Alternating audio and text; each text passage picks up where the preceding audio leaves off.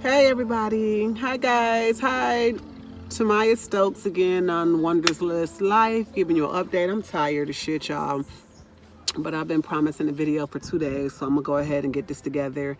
Um, so we wanted to know about these tickets and how do we get the tickets for cheap.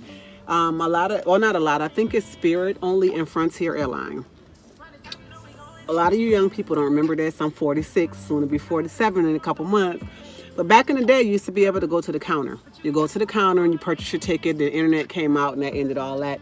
Then now, 2020, they're charging internet fees or they're charging additional fees for you to book. And we don't realize those fees are incorporated into our ticket pricing. So Spirit and Frontier, and I think even Delta. Like I tried to get a ticket one way at the airport recently, and when I checked online, it was one price, and when I went to the counter, it was a different price. But in any event, I didn't really do real comparison that day. The flights weren't going where I wanted to, so I never purchased. But I know for a fact when I checked online with Delta and went to their counter, the ticket was a couple $100s cheaper. When you go online right now, you can see if you just do it for a hypothetical or fictitious date, that's probably a better word, I'm tired, and just check it out. And then, if you're in the airport, check it out at the counter of random ones. But as far as what I do, I go to Spirit's counter. Spirit has what they call penny flights, and it used to be for college kids, but now if you actually go to the counter and purchase your ticket, it's going to be cheaper than what it is online most of the time. Not all of the time, but most of the time. The trick is to be flexible in your travel dates. For example, I went on Sunday of this week to check out flights to Jamaica, and it ended up being Monday. The next morning at 6 o'clock was the cheapest flight available. And this particular trip, the tickets were like $140 a piece each way. So that ended up being $280. For last minute, that was great pricing.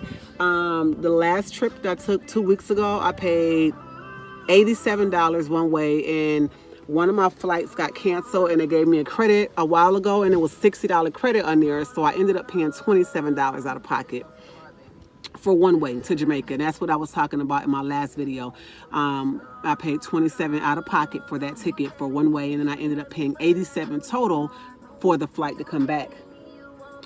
So that's the secret to going to the counter to get your ticket. You actually physically have to get in your vehicle, drive to the airport, park, and pay for parking. I end up paying $6 every time I do it because you have to be flexible with your travel dates, so you have to have them check multiple dates. You can't do it online.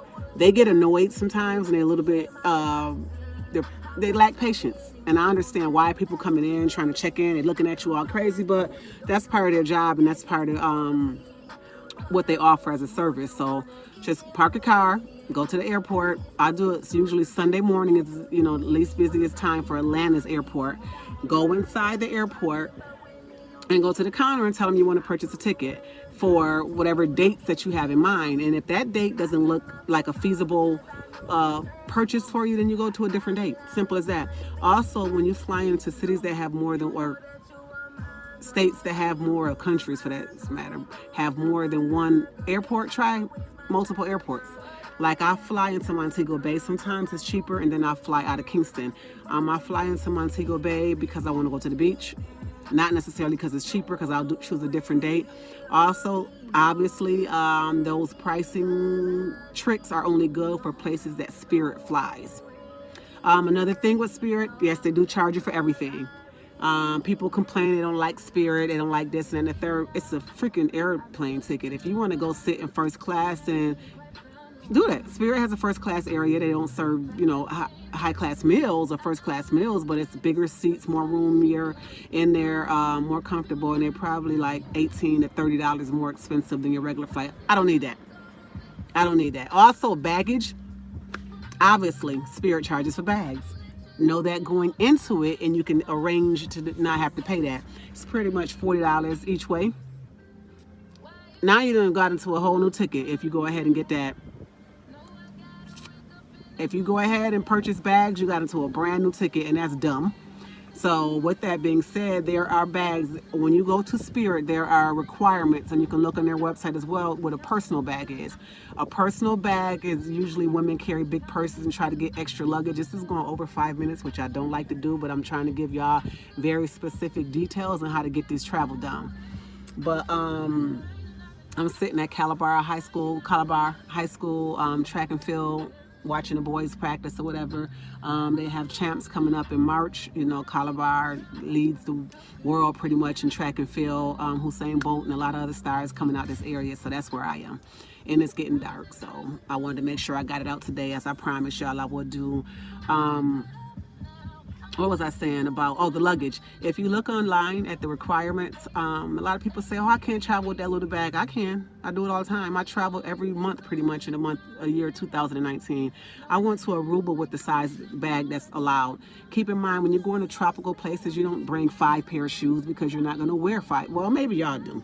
You know, y'all travel different, or maybe whoever, and that's fine. You can choose Delta, go ahead and play Spirit's $90 extra for your bag, but me, the point in traveling with Spirit is so that I can fly more frequently.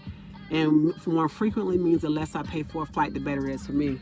When I come to Jamaica or any Caribbean island, I'm not huge.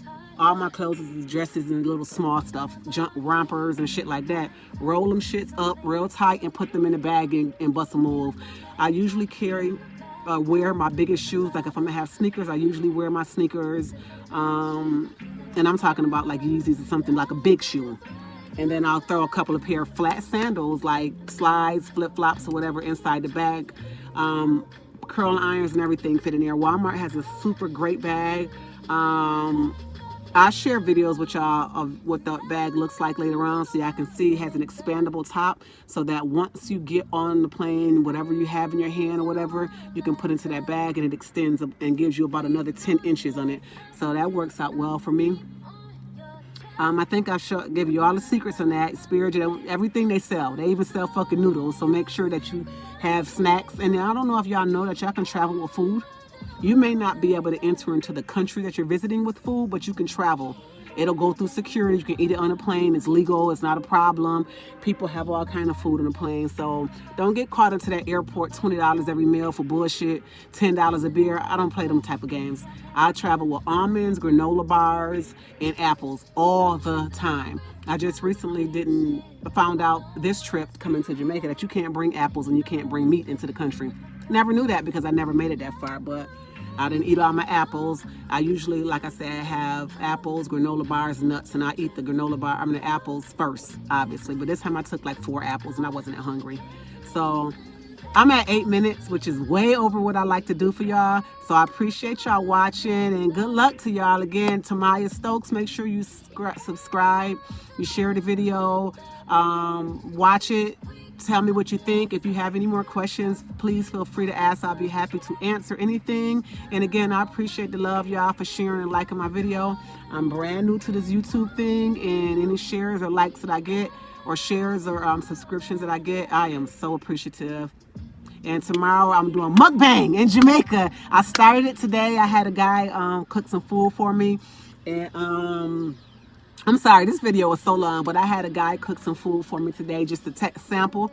And when I tell y'all, that shit was banging. So tomorrow, I'm going to do oxtails, curry chicken, yam, dumpling, all that. I'm not doing any rice at all because I can get full off of that by itself. So I'm going to do that shit tomorrow. I had my sorrels today, sorrel beer, with my my test food today, and it was fucking amazing. So now I'm looking for something to do tonight. But thank you again. 9 minutes, the longest video, I promise y'all. Not over 5 minutes, but I wanted to make sure I gave y'all all the deets on how to get that.